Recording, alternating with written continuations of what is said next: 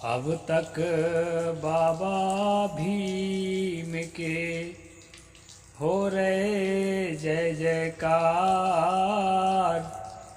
दिल में भरा घमंड है, कर ना सके स्वीकार। नमस्कार दोस्तों, मैं अविनाश दास रेशनल कबीर यूट्यूब चैनल में आप सबका हार्दिक स्वागत करता हूं। साथियों, यदि चैनल को सब्सक्राइब नहीं किए हैं तो सब्सक्राइब ज़रूर करें, बेल आइकन को प्रेस करें, ऑल नोटिफिकेशन ऑन रखें, लाइक और कमेंट ज़रूर करें। दोस्तों, मैंने एक दोहा बना करके बोला है, उस दोहा का मैं अर्थ भी कहूँगा और यह दोहा मैं किस प्रसंग में कहा हूँ यह भी बताऊँगा। साथियों, कबीर पंथ में अभिवादन के रूप में साहेब बंदगी शब्द है। अगर कोई कबीर पंथी भूलवश दूसरा अभिवादन का प्रयोग करे,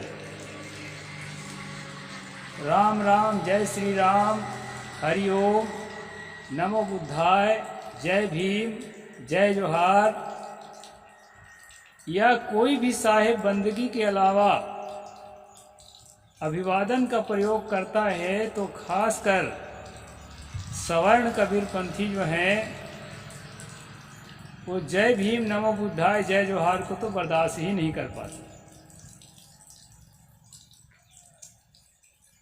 और सवर्ण ही नहीं, अहंकार में डूबा हुआ जो हमारा ओबीसी वर्ग का आदमी है, उसके भी गले नहीं उतरते।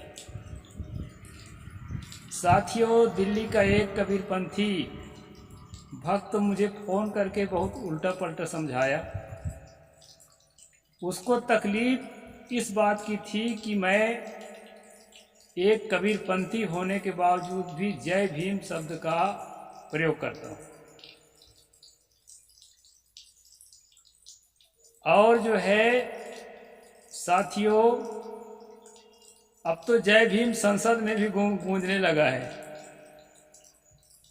बाबा भीम की जय जयकार सब जगह होने लगा है। लेकिन हमारे अंदर जो घमंड भरा हुआ है कि हम जो है उस भीम से थोड़ा सा ऊंचा कैटेगरी के हैं। योग्यता चाहे कुछ ना हो, उसके पांव के जूती के बराबर भी योग्यता ना हो, लेकिन ये दिमाग में बसा हुआ है कि हम उससे थोड़ा सा बड़े कैटेगरी के। उनको जय भीम नागवार गुजरता है। साथियों, बचपन से लगभग 40 साल की उम्र तक मैंने भी कभी जय भीम शब्द नहीं बोला था। दरअसल ऐसा कोई माहौल ही नहीं मिला था और मैं जानता भी नहीं था कि जय भीम होता क्या है, और हमारे यहाँ कोई बोलता भी नहीं था। लेकिन जब से जय भीम को शुरू किया हूँ, तब से मेरा दिल गदगद रहता है। साथियों, भारत में अगर भगवान कहलाने वाले लोग मानवता के हित चिंतक नहीं हुए, न राम को देखा जाता, न कृष्ण को देखा जाता, न ब्रह्मा विष्णु दुर्गा काली को देखा जाता कि मानवता के लिए थोड़ी सी भी सोच रखते, नहीं देखा गया। जात पात, स्त्री पुरुष, तमाम भेदभाव को अपने दिलो दिमाग में लेकर चलने वाले हुए। उनकी गलती नहीं है, माहौल ऐसा था, उस माहौल को फाड़ करके ऊपर उठने के हिम्मत उन्होंने नहीं किया। उनकी कोई गलती नहीं। साथियों, तथागत भगवान बुद्ध को इस दुनिया से गए बहुत लंबे समय गुजर चुके थे। सतगुरु कबीर साहब को भी इस दुनिया से गए 600 साल गुजर चुके थे। 600 नहीं, 500 के लगभग, 625-26 तो अभी हुआ है। जिस काल में डॉक्टर भीमराव अंबेडकर इस दुनिया में आए हैं, उस काल की जो स्थिति है, जो कहना चाहिए कि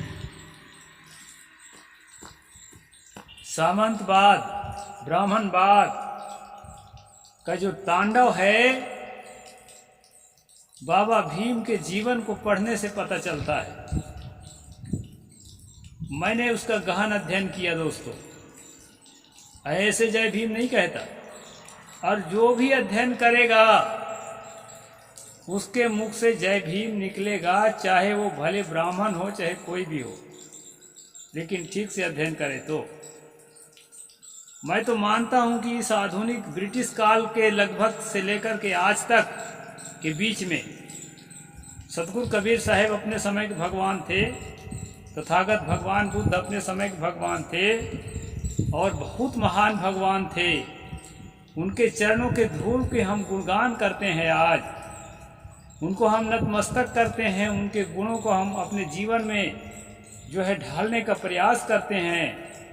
उनके प्रति श्रद्धा कम है, ऐसा कुछ नहीं। जो बातें अच्छी थी रामकृष्ण के जीवन में, उसको भी हम लोग नकारते नहीं। लेकिन दोस्तों, इस काल में, ब्रिटिश काल से लेकर के आज तक के बीच में, इस बीच में भी बड़े बड़े महामानव पैदा हुए हैं, रेशनल रहे हैं, मानवता के लिए चिंतनशील रहे हैं, लेकिन उन सब में सम्राट की तरह यदि कोई हुआ है तो वो डॉक्टर भीमराव अम्बेडकर। ठीक से अध्ययन करें। सवर्ण महिलाएं, ओबीसी महिलाएं जय भीम कहने से कतराती हैं। मैं तो कहता हूं ये लोग ठीक से पढ़ी नहीं है, अनपढ़ ही है एक तरह का, इस विषय का अनपढ़। चाहे जितना एजुकेटेड हो, जितना क्वालिफाइड हो, लेकिन इस विषय के अनपढ़ हैं, इसलिए जय भीम कहने से कतराती हैं। दोस्तों, मेरा प्रसंग आज का है मनुस्मृति के 9वां अध्याय, जहां मैं चल रहा हूं वहीं पर है मेरा प्रसंग। आपको भरोसा नहीं है महिलाओं के संबंध में और अंतरजातीय विवाह के संबंध में, तो वर्तमान में एक शंकराचार्य हैं निश्चलानंद, बुढ़ा हो गए हैं। उनके यूट्यूब में भाषण पड़े रहते हैं, उसमें सुनना। उन्होंने कहा है, ऊपर के 3 वर्णों के रोटी में सबका अधिकार है और अपने से नीचे के 3 वर्ण के बेटी में सबका अधिकार है। ये उनकी भाषा है दोस्तों। ऊपर के 3 वर्णों के रोटी में सबका अधिकार है, मतलब ऊपर के 3 वर्ण शुद्ध हैं, उनके जो है हाथ का रोटी पानी खाया जा सकता है, और नीचे के 3 वर्ण के बेटी में सबका अधिकार है। ये निश्चलानंद सरस्वती के शब्द हैं। तो जो यहाँ अंतरजातीय विवाह की बात आई है 9वें अध्याय में, उसमें मतलब ये है कि अपने से छोटी जाति के औरत के साथ हम विवाह कर सकते हैं, बड़ी जाति के साथ नहीं कर सकते हैं। और उस स्त्री के साथ जिसके साथ हमने विवाह किया अपने से छोटी जाति के, और अपने जाति के 2 औरत हमने रखा, तो उसमें व्यवहार किस तरह से करना है। साथियों, मैं मनुस्मृति को नहीं पढ़ा था।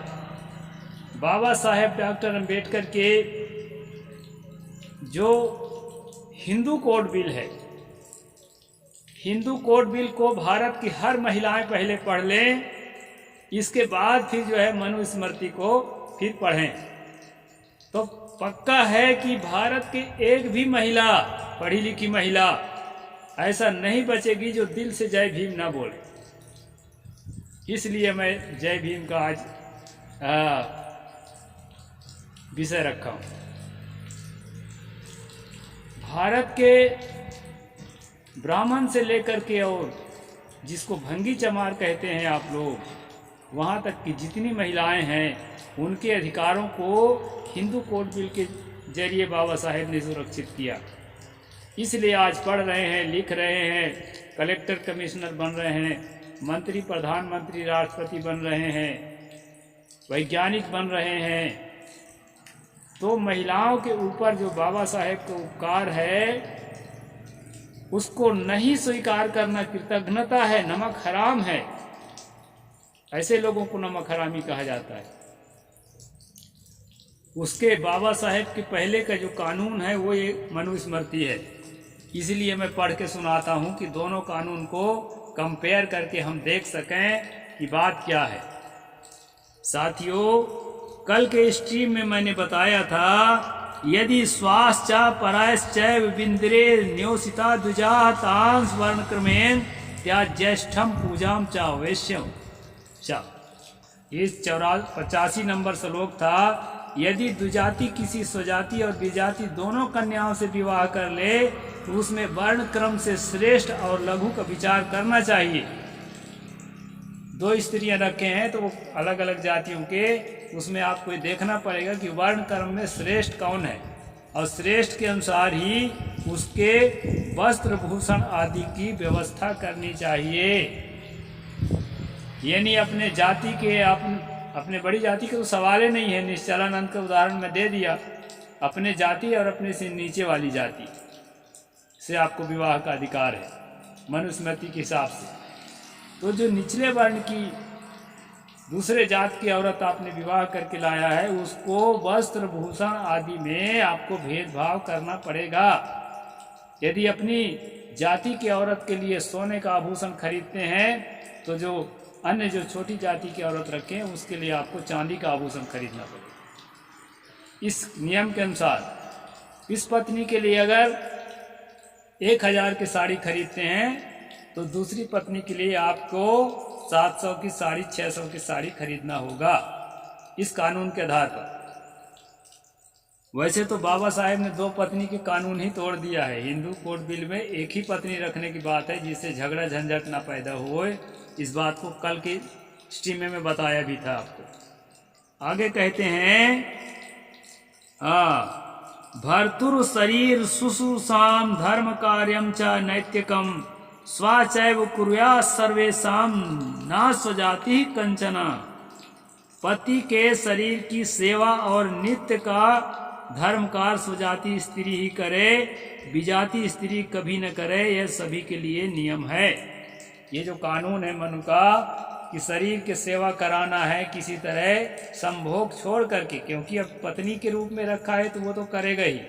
उसके अलावा शरीर के संबंधित जितने भी सेवाएं हैं और शरीर टचिंग का काम है वो छोटी जाति की औरत नहीं करेगी, भले पत्नी के रूप में रहे। ये नियम है दोस्तों। यस्तु तत्कार्येन मोहात् सजात्या स्थित्यान्या यया ब्रह्मांड चांडाला पूर्व दृष्टस्तथैव सः। ये 87 नंबर है।